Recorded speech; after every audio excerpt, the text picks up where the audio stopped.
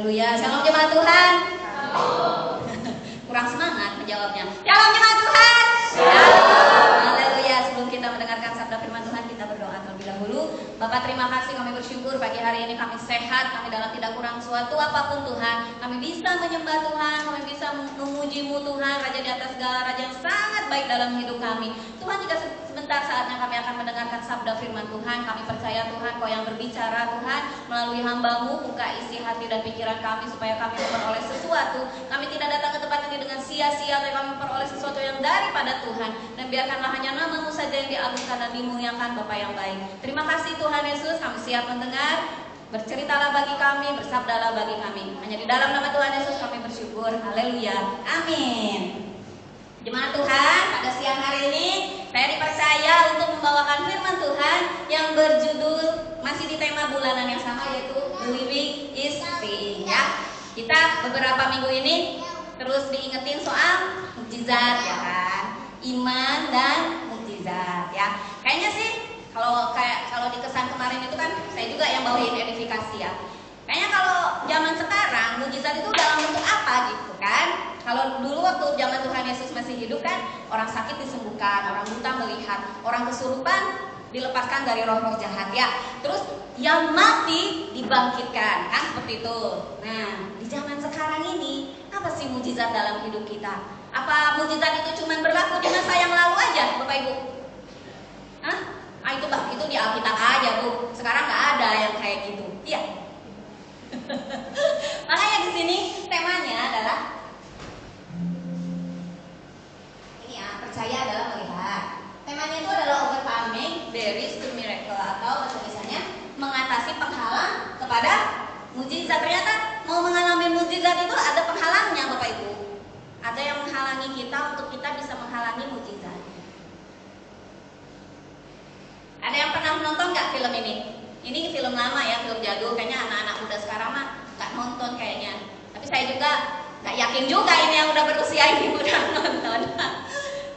Ada yang pernah nonton film Indiana Jones? Kan suka ada itu ya, RCTI di mana, Trans TV, jadi merek ya. Indiana Jones, tapi yang judulnya The Last Crusade. Jadi kan ada beberapa seri tuh film Indiana Jones, kan ada banyak ya. Nah, ini salah satunya adalah Indiana Jones The Last Crusade. Nah, di sini ceritanya Indiana Jones ini yang nggak pernah nonton ya, nanti coba di YouTube, coba nonton deh, soalnya bagus ya, rame. Nah, si Indiana Jones ini dia seorang arkeolog. Arkeolog itu apa sih? Yang nyari barang-barang sejarah gitu, yang punya keajaiban, barang sejarahnya tuh punya keajaiban. Nah, dia tuh pemburu barang-barang seperti itu gitu ya. Nah, suatu hari dia bersama orang bapaknya itu mau mencari sebuah piala. Sebuah piala tuh, piala apa, Bu? Piala tuh kalau kita lihat World Cup ya, piala dunia kan bentuknya kayak gelas kan, ya kan? Dia bentuknya emas, terus bentuknya kan kayak gelas kan. Nah, dia tuh nyari piala yang dipakai sama Tuhan Yesus waktu Tuhan Yesus mengadakan perjamuan terakhir. Gelasnya yang diminum sama Tuhan Yesus, ya. Atau kalau bahasa Inggrisnya tuh mereka menamakannya the Holy Grail. Atau kalau di Indonesia kan itu cawan kudus. Namanya tuh cawan kudus. Jadi gelas ini dipakai sama Tuhan Yesus di perjamuan terakhir. Perjamuan Tuhan Yesus sama murid-muridnya sebelum dia ditangkap di Taman Getsemani dan sebelum dia disalibkan. Nah, kenapa ini gelas ini dicari-cari ya? Ini fiksi ya, khayalan. Jangan disangkut pautkan dengan cerita Alkitab. Ini masih soal film Indiana Jones ya, fiksi. Jadi ceritanya gelas ini kalau minum pakai gelas ini katanya bisa menyembuhkan segala penyakit. Jadi apapun penyakit yang ada sama yang lagi minum sembuh, gitu ya kan. Makanya dicari-cari nih. Singkat cerita, di akhir cerita, kalau film Indiana Jones itu kan banyak actionnya ya, jadi banyak musuhnya gitu loh. Jadi mau nyari itu tuh banyak musuhnya lah, banyak tantangannya. Di akhir cerita si Indiana Jones sama bapaknya tuh tertembak gitu. Jadi udah mau nyampe ke cawan kudusnya, si bapaknya tuh malah tertembak. Si bapaknya Indiana Jones ini ya. Terus dalam keadaan sekarat kan. Nah, dalam keadaan yang sekarat ya, si Indiana Jones ini benar-benar perlu gitu si cawan kudus ini supaya bisa nyembuhin bapaknya. Tapi apa yang terjadi? Di depan dia tuh ada jurang. Jurangnya dalam banget, yang nggak mungkin bisa dia seberangin karena nggak ada jembatannya di situ. Jadi jurang aja jurang, ya. Nah, di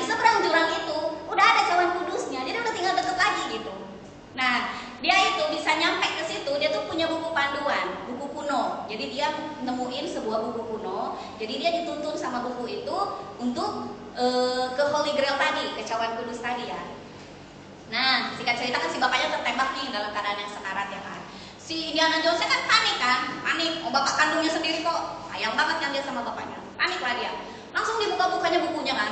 Ini apa lagi nih gitu, langkah selanjutnya tuh apa lagi gitu, biar saya segera nyampe tuh ke Holy Grail tadi ya, ke cawan kudus tadi. Ternyata di buku penuntunnya tuh ditulis kalau di situ tuh ada jembatan yang kasat mata, jadi yang tidak terlihat. Nah si ini kan bingung kan, si siapa namanya, si Indiana Jones ini bingung, nyebrang nggak ya? Kalau misalnya bukunya salah nih, terus dia melangkahkan kaki, masuklah dia ke jurang kan, matilah dua-duanya dia sama bapaknya gitu kan. Tapi kalau misalnya dia percaya dan melangkahkan kaki dan benar-benar ada jembatan di situ, bapaknya bisa dia selamatin. Jadi di situ dia galau lah ya, kalau kita mah galau lah gitu kan, apa yang harus dilakukan kan? Dia sayang bapaknya, tapi dia juga sayang nyawanya, galau lah gitu, mau nyebrang nggak gitu kan, karena jembatannya tuh nggak kelihatan, gitu ya. Nah terus si bapaknya ngomong kayak gini ya, dalam keadaan yang hampir mati itu, dia bilang kayak gini, you must believe boy, you must believe. Artinya apa? Kamu harus percaya. Karena yang menuntun dia itu adalah sebuah buku kan. Berhasil dia udah mendekati cawan kudus ini, tinggal sedikit lagi, kamu harus percaya gitu bapaknya ya bilang. Begitu Indiana Jones karena mengikuti perkataan bapaknya, dia melangkahkan kakinya. Perlahan-lahan dia melangkahkan kakinya. Nah ini ya, dia udah mau melangkahkan kakinya. Terus dia menapakkan satu kakinya ke depan. Ternyata betul, dia menapakkan kaki sama landasan yang keras. Jadi bukan ke udara yang kosong. Nah, dia langkahkan lagi kaki yang kanan, masih di landasan yang keras. Begitu selanjutnya sampai dia nyampe ke cawan kudus tadi. Sampai akhirnya dia bisa menyelamatkan bapaknya di akhir ceritanya ya.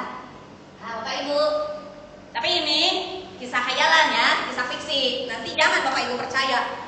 Oh, ternyata cawan kudus bisa menyembuhkan penyakitnya, belum, enggak juga gitu ya kan. Jadi awas jangan tersesat sama firman yang ini ya. Jadi enggak, itu cerita fiksi di film Indiana Jones. Tapi apa hubungannya? Ini tuh selaras banget gitu sama apa yang Tuhan minta, sama apa yang di dalam firman Tuhan. Kenapa? Karena untuk ngalamin yang namanya mukjizat, ya ini kan mukjizat dong, ya kan, bisa menyembuhkan penyakit langsung minum dari gelas itu kan sebuah mukjizat. Hanya satu kuncinya yaitu percaya, Bapak Ibu. Saya juga ya.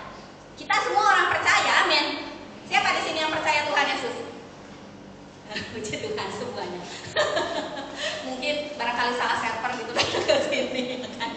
Nah, saya juga salah satu yang percaya sama Tuhan Yesus. Tapi setelah mendengarkan khotbah ini, saya jadi introspeksi gitu. Saya tuh percayanya tuh sampai mana gitu.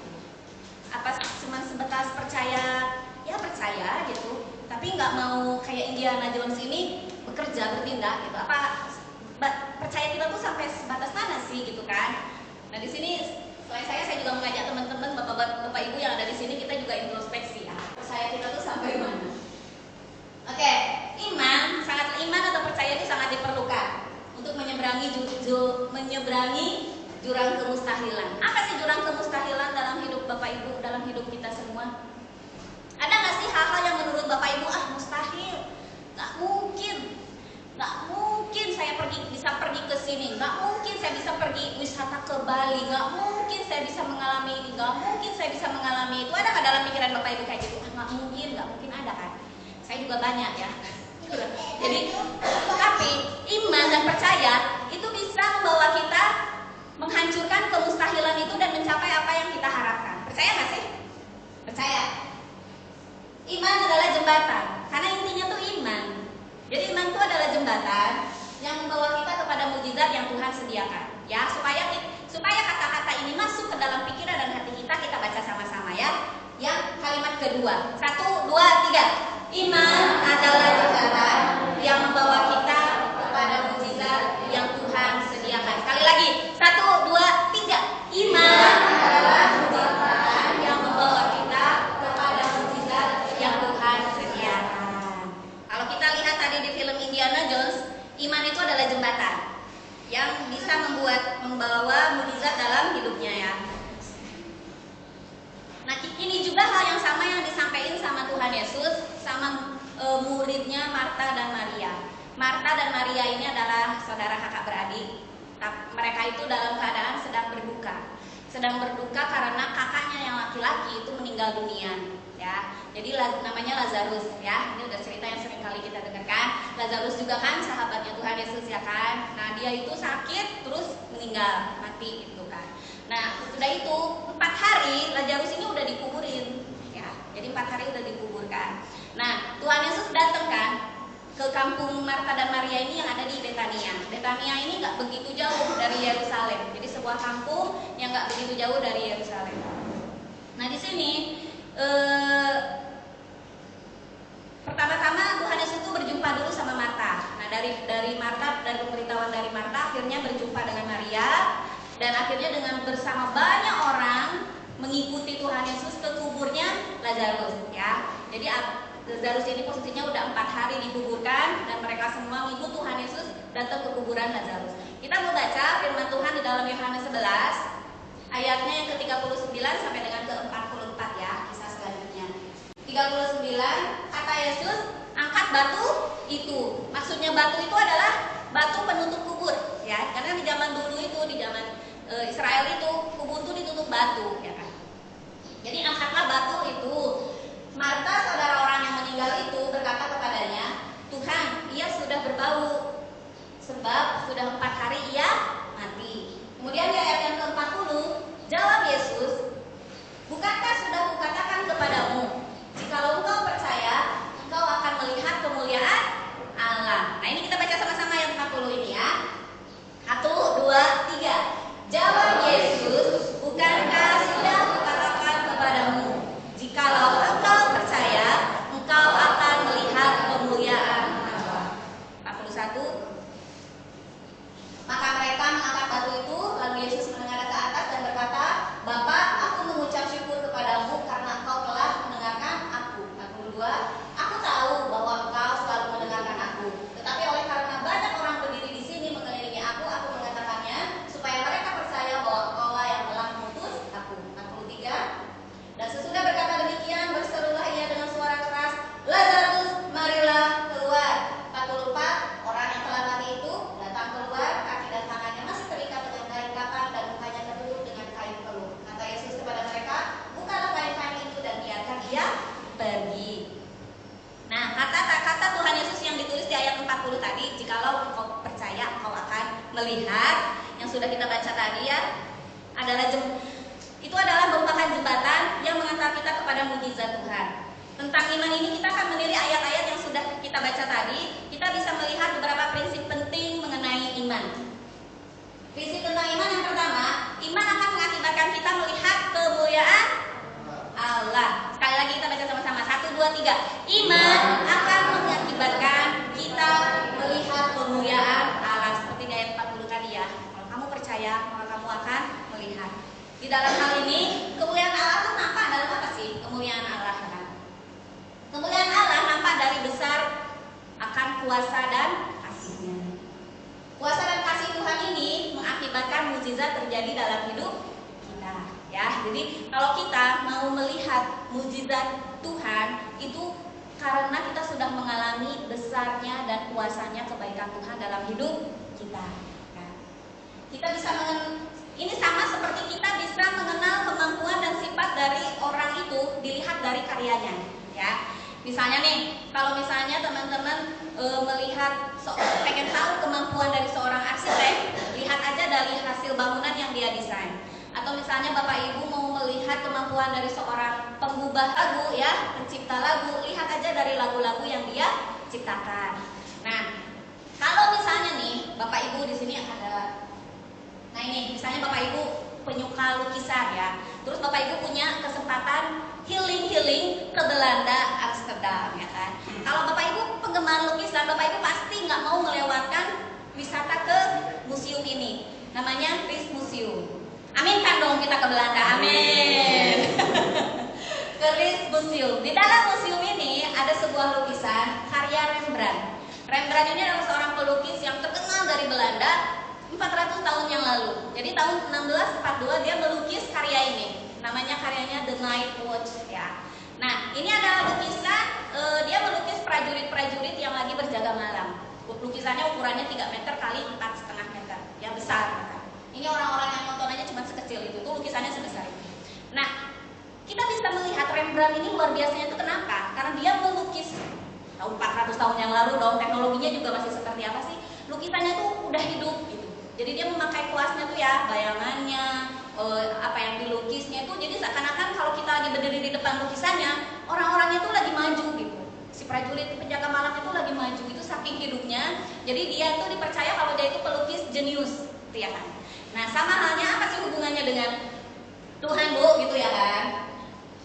Sama halnya dengan kita mau melihat kebaikan Tuhan dalam hidup kita. Kita harus percaya dulu, gitu ya kan? Karena kenapa? Di dalam Yohanes 11 ayat 40, jawab Yesus, bukankah sudah kukatakan kepadamu, jikalau engkau percaya, kau akan melihat. Jadi Bapak Ibu, kita tilik-tilik nih. Sekarang ini setiap firman Tuhan yang kita baca, kita percaya nggak? Percaya nggak 100%? Atau percayanya cuma 60%, 50%, 40%? Kenapa 50%, Bu? Iya, soalnya kata Tuhan Yesus, kalau kita menghormati orang tua kita akan dijaga. Enggak juga tuh, misalnya kayak gitu ya kan. Terus kata Tuhan Yesus, kalau kita memberi, kita akan diberi. Mana tuh, gitu kan. Terus kata Tuhan Yesus, kalau kita kalau kita mengampuni orang, maka dosa kita pun akan diampuni. Percaya gak sih kita 100% dengan firman-firman dan janji-janji Tuhan di dalam Alkitab? Kayak gitu ya. Kalau misalnya Bapak Ibu percaya 100%, Bapak Ibu akan siap-siap untuk mengalami mukjizat Tuhan. Kenapa? Karena kalau engkau percaya, engkau akan melihat. Kalau kita percaya nih, kita melakukan nih setiap firman Tuhan ya, kita akan melihat kebaikan Tuhan. Kita akan melihat besarnya dan kuasa Tuhan dalam hidup kita melalui mukjizat yang Dia curahkan. Jadi percaya sama firman Tuhan ya, percaya sama firman Tuhan akan mengakibatkan kita melihat kemuliaan Tuhan. Terus akan mengakibatkan kuasa dan kasih Tuhan hidup dalam diri kita. Kemudian mengakibatkan mukjizat dalam hidup kita. Siapa sih di sini yang nggak mau ngalamin mukjizat? Mau kan semua ngalamin mukjizat? Apa sih mukjizat itu? Mukjizat itu yang kita pikir mustahil bisa kita dapatkan. Tapi berjalan dengan Tuhan, percaya dengan Tuhan, tiba-tiba mukjizat itu tercurah buat kita. Percaya nggak? Percaya. Tapi kenapa orang-orang nggak ngalamin mukjizat? Ekonominya gitu terus, kesehatannya buruk terus, di rumah itu tidak ada perdamaian, isinya bertengkar terus, kesulitan terus ya kan, menggerutu terus hidupnya. Kenapa?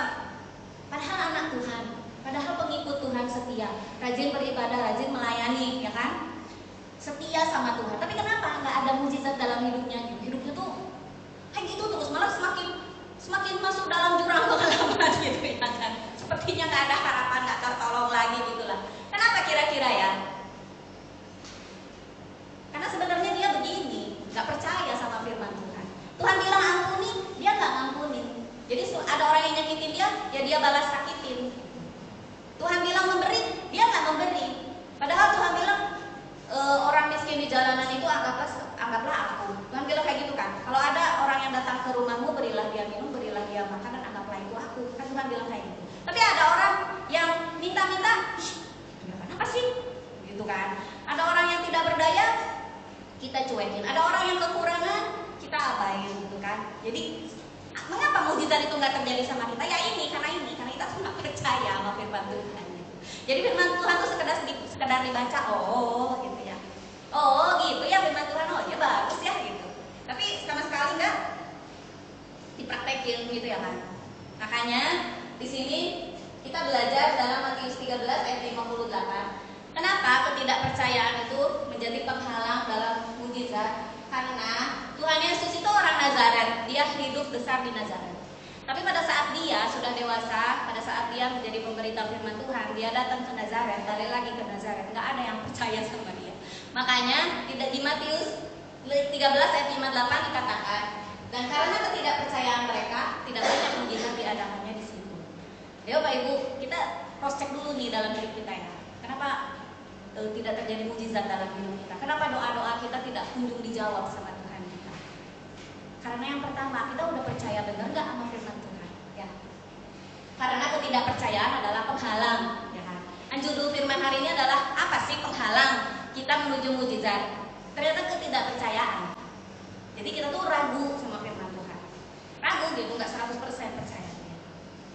Prinsip yang kedua tentang iman. Tadi yang pertama, iman akan mengakibatkan kita melihat kemuliaan Allah. Kemudian yang kedua, iman harus disertai dengan, iman harus diwujudkan dalam tindakan. Inilah yang membedakan antara iman yang sejati dengan iman yang semu.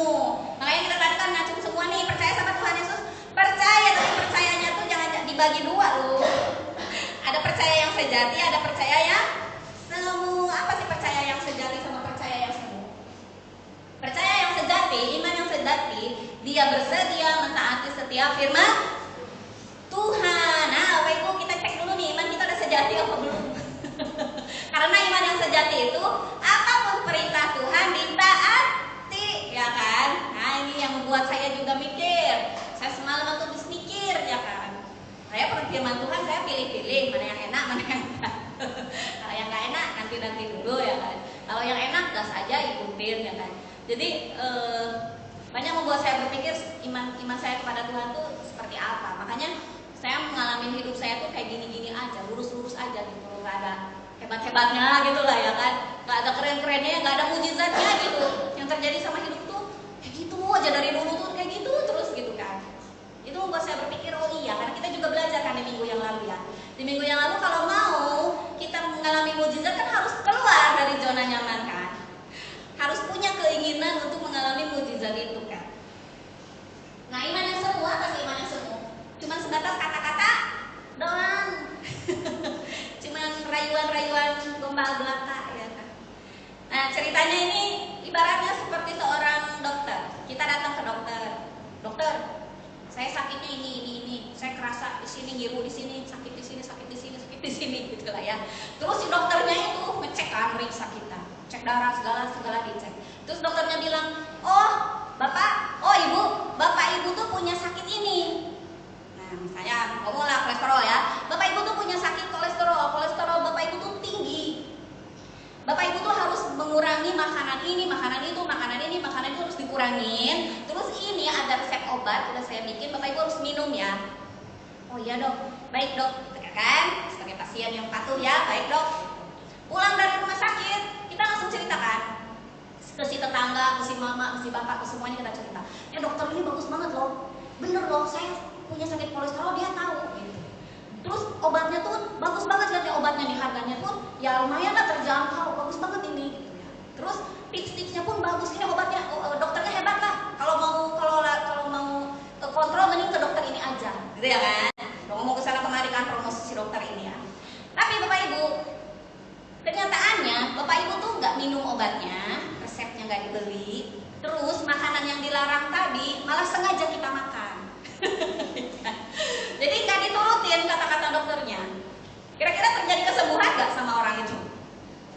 Terjadi. Terjadi. Kalaupun terjadi itu karena mujizat Tuhan, memang Tuhan udah baik banget sama hidupnya. Ya nggak mungkin bisa terjadi gitu kan.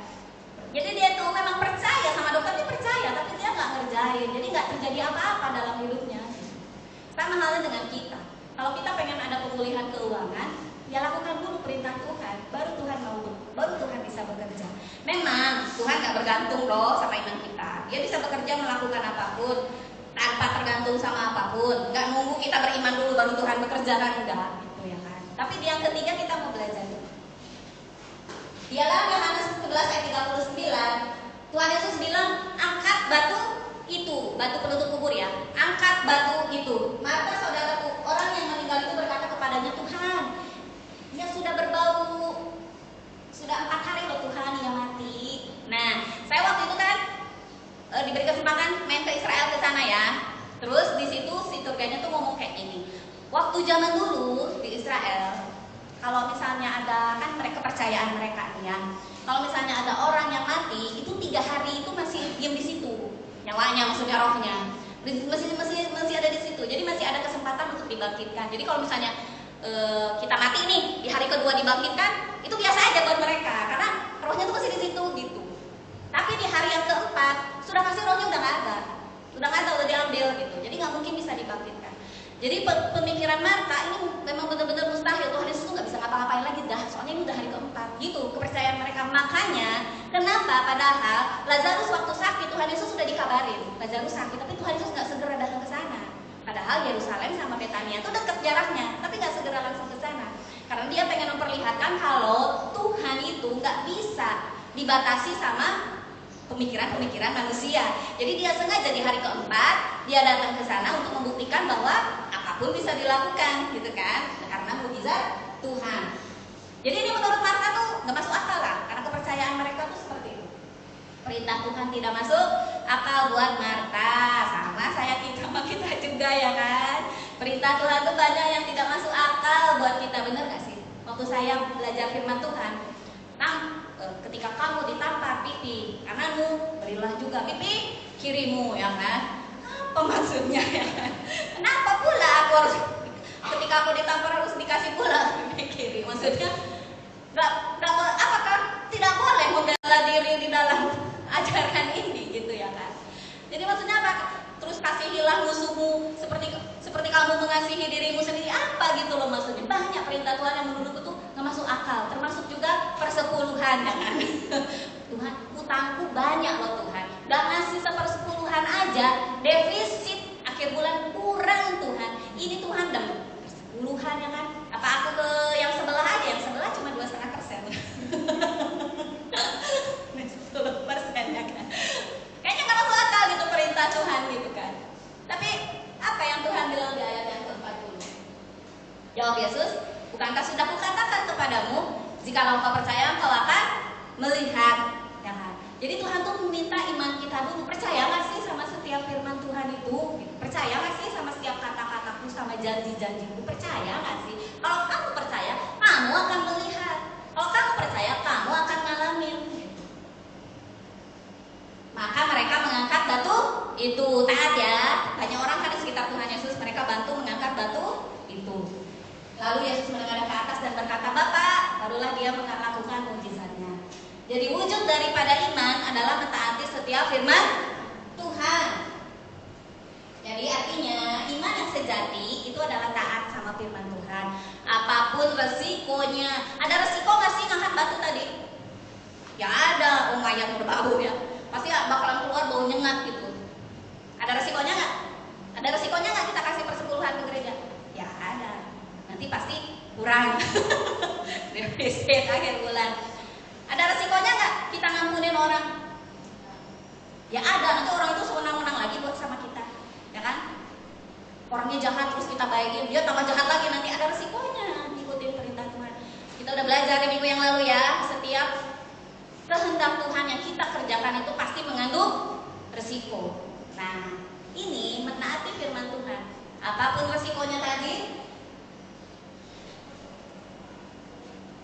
pasti akan ada kesukaran, ya. Pasti akan ada kesulitan. Tuhan mengizinkan ada kesulitan. Kalau Bapak Ibu nggak mau ada kesulitan, habis persepuluhan, langsung masuk aja itu ke kotak yang 1,2 meter itu, nggak ada kesulitan. Pasti selalu mengandung kesulitan, ya kan? Tapi kan kita mau melihat janji Tuhan ada nggak sih dalam hidup kita? Kalau Tuhan janjikan, kalau kamu percaya kamu akan melihat, ya kita pasti akan ngalamin itu gitu. Saya sendiri ya, kalau mau menyaksikan banyak kali pertolongan Tuhan tuh dalam hidup saya. Banyak sekali kebaikan anugerah Tuhan tuh dalam hidup saya, di luar akal pikiran saya gitu. Intinya satu dulu, taat dulu aja. Kalau iman yang semu akan menghalangi kita mengalami mujizat. Jadi kalau kita nggak percaya ya akan terhalang mujizat. Kita bayangin aja kita waktu hidup di 2000 tahun yang lampau, Yesus lewat kita buta, ya kan? Terus kita apa sih orang ini lewat-lewat aja? Ramai pula yang ngikutin di belakang, yang nggak ngalamin mujizat kan? Tapi kalau kita seperti Bartimeus ya yang di minggu kedua itu, Tuhan tolong aku, gitu kan? Teriak-teriak Tuhan tolong aku, gitu. Jadi mau mencari Tuhan kan, percaya sama Tuhan kalau Dia bisa menyembuhkan. Yang ngalamin nggak mujizat? Ngalamin, bisa melihat? Bisa. Tapi kalau kita nggak percaya, apa sih orang ini lewat-lewat aja bikin semak, misalnya kayak gitu ya, buta terus sepanjang hidupnya. Prinsip iman yang ketiga ya, yang pertama iman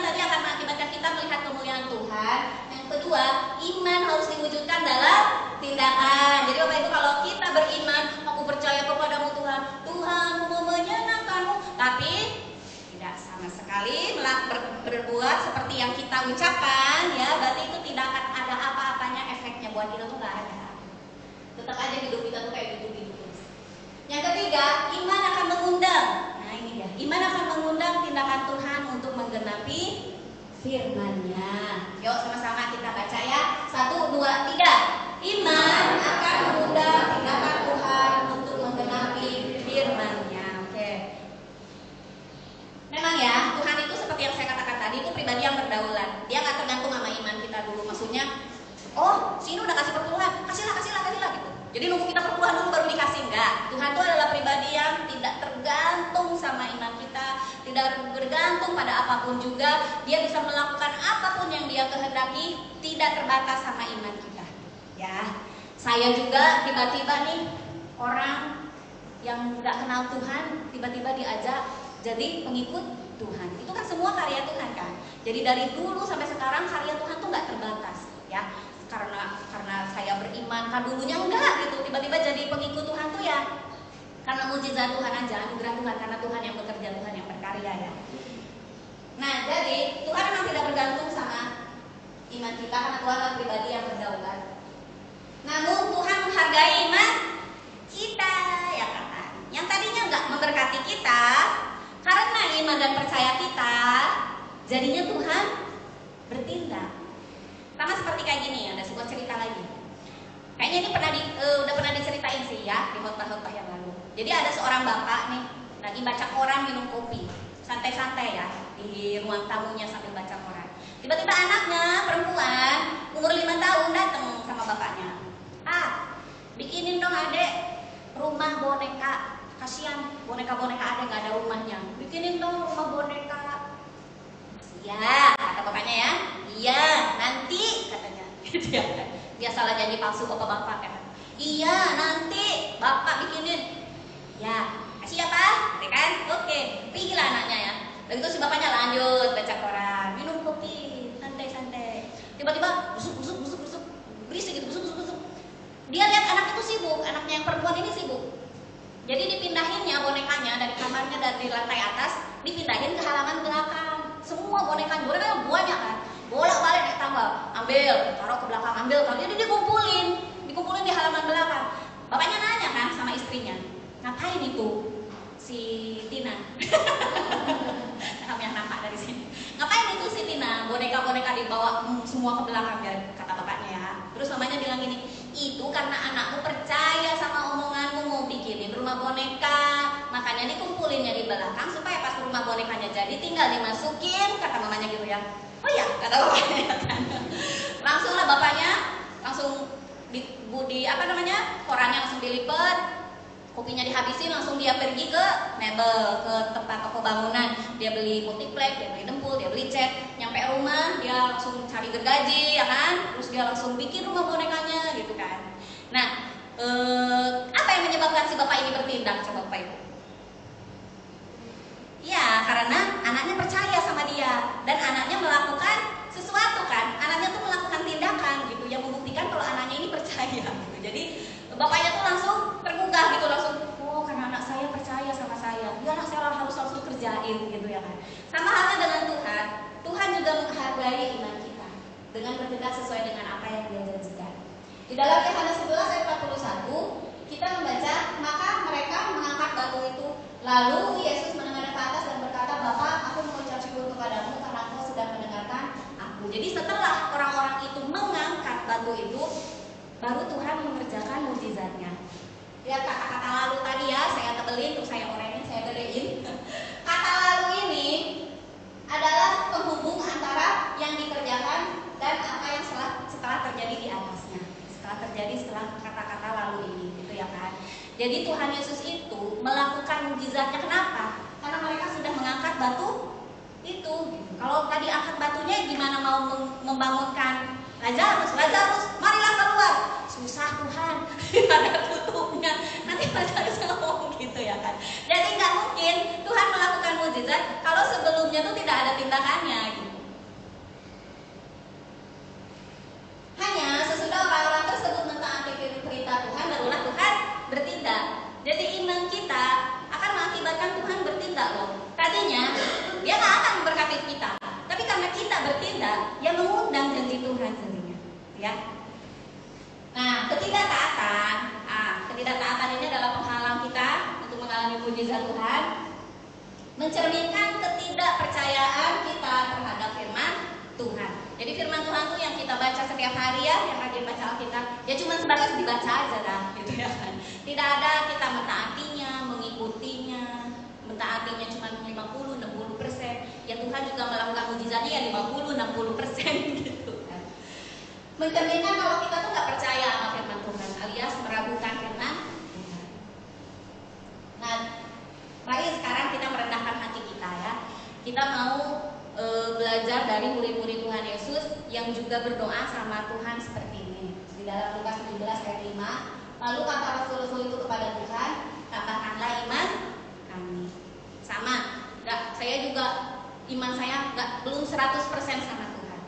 Masih banyak sekali perintah-perintah Tuhan yang belum saya kerjakan sebelumnya, ya kan? Anak saya percaya kita semua memang manusia yang penuh dengan daging, dan Tuhan juga memaklumi kalau kita masih hidup dengan kedagingan kita kan. Kalau kita sangat percaya dan melakukan semua perintah Tuhan, mungkin kita udah kayak malaikat-malaikat Tuhan di surga sana kan. Jadi manusia ini memang banyak kekurangannya. Tapi mari kita sama-sama belajar ya. Hidup ini kan proses. Tuhan menghargai proses. Tuhan menghargai sebesar apapun iman kita. Iman sebesar biji sesawi aja bisa mindahin gunung, ya kan? Memang sangat sulit berarti kan untuk memiliki iman itu. Tapi kita mau belajar, sedikit demi sedikit kita mau taati perintah Tuhan. Tuhan, saya bisanya segini dulu, nggak apa-apa. Karena Tuhan tuh seneng gitu, dengan proses kita, kemajuan kita, progres kita itu Tuhan sangat menghargai. Dan kalau kita mau melihat mujizat dalam hidup kita, yang itu tadi kuncinya, beriman, percaya sama Tuhan, wujudkan dalam tindakan. Kita berdoa, Tuhan tambahkanlah iman kami. Oke, Tuhan berkati. Mari kita berdoa. Tuhan yang baik, terima kasih, kami bersyukur kami sudah mendengarkan sabda dan firman Tuhan. Kami belajar Tuhan mengenai 3 prinsip daripada iman, supaya kami Tuhan bisa memperoleh mukjizat yang daripadamu ya Bapa. Kami percaya ketika kami beriman kepadamu Tuhan Yesus, maka iman akan membuat kami bisa melihat kemuliaan-Mu dalam hidup kami. Iman bisa membuat kami merasakan besarnya kasih dan kuasa-Mu dalam hidup kami. Semua tembok-tembok penghalang menuju kami, menuju mukjizat-Mu Tuhan, bisa dihancurkan Tuhan karena iman dan percaya kami kepadamu ya Bapa. Kami mewujudkan dalam tindakan ya Tuhan, karena iman hanya kata-kata itu adalah iman yang semu dan iman yang tidak membuahkan apa-apa dalam hidup kami. Tapi iman dengan tindakan Tuhan bisa memberikan kami harapan mukjizat yang daripadamu ya Bapa. Kami percaya Tuhan, iman kami bisa mengundang tindakan-Mu untuk menggenapi firman-Mu dalam hidup kami ya Bapa. Tuhan, ajarilah kami untuk kami memiliki iman yang taat kepadamu ya Tuhan. Ajarilah kami memiliki iman yang bertindak kepadamu ya Bapa, sesuai dengan sabda dan firman-Mu Tuhan. Ajarilah kami supaya hidup kami adalah hidup yang tidak sia-sia, tapi hidup kami adalah hidup yang penuh dengan makna, bisa menjadi berkat bagi orang-orang di sekitar kami. Masa depan kami cerah bersama-Mu Tuhan, sehingga tidak ada lagi yang perlu kami khawatirkan, karena kami berjalan bersama dengan Tuhan. Tangan yang kuat memegang hidup kami ya Bapa. Kami percaya kuasa kasih-Mu, mujizat-Mu nyata dalam hidup kami. Kau akan memulihkan kehidupan kami, sakit penyakit Kau akan sembuhkan. Malah virus-virus yang jahat Tuhan yang menjauh-jauhkan dalam kehidupan keluarga kami. Kami melihat masa depan kami cerah bersama-Mu Tuhan. Kau yang memegang Tuhan masa depan kami. Kami percaya itu semua ya Bapa. Kami mau taat Tuhan akan sabda dan firman-Mu ya Bapa. Ajarilah kami Roh Kudus, teruslah ingatkan kami Tuhan, untuk kami semakin taat kepadamu Tuhan Yesus yang baik. Terima kasih kami sudah selesai mendengarkan firman-Mu. Kau yang terus berbicara dalam hati dan pikiran kami, supaya kami bisa menjadi pribadi yang lebih baik lagi dan berkenan di hadapan-Mu. Kami sudah selesai, kami mengucap syukur dan berdoa hanya di dalam nama Tuhan Yesus. Haleluya. Amin.